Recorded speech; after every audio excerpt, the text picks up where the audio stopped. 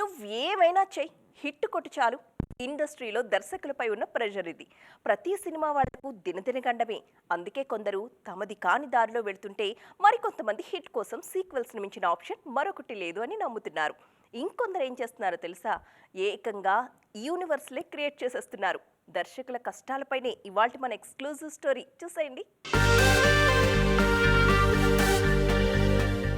ఇది cinema industry.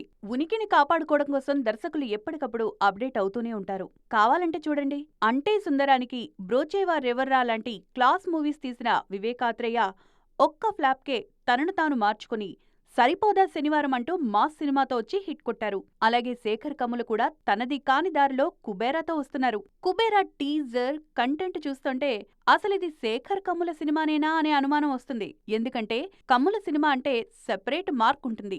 దాన్ని దాటి తనను తాను కొత్తగా చూపించుకోవడానికి ట్రై చేస్తున్నారు ఈ దర్శకుడు. చెప్తే వింతగా అనిపిస్తుంది కానీ కొరటాల శివ కూడా దేవరతో ఇలాంటి ప్రయత్నమే చేశారు.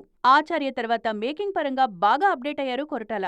దేవరలో మనకు కనిపించింది అదే. కార్తికేయ 2తో పాన్ ఇండియన్ డైరెక్టర్ అయిన చందు మొండేటి తండేల్తో తొలిసారి భారీ బడ్జెట్ మూవీ చేస్తున్నారు. ఈ సినిమా అవుట్పుట్ పై టీం అంతా నమ్మకంగా కనిపిస్తున్నారు. 2025 ఫిబ్రవరి 7న విడుదల కానుంది తండేల్. హిట్ కోసం కొత్త ఇమేజ్ వైపు పరుగులు తీస్తున్న దర్శకులు కొందరైతే యూనివర్సులు క్రియేట్ చేసి హిట్స్ ఇస్తున్నారు. ప్రశాంత్ వర్మ, ప్రశాంత్ నీల్ లాంటి వాళ్ళు. హనుమాన్తో యూనివర్స్ ఓపెన్ చేసిన ప్రశాంత్ వర్మ అధీరా, మోక్షజ్ఞ, జై హనుమాన్ సినిమాల్ని ఇదే ప్రపంచంలో తీసుకొస్తున్నారు. మొత్తానికి ఏం చేసినా హిట్టు ముఖ్యం బిగిలు అనేది మన దర్శకుల ఆలోచన.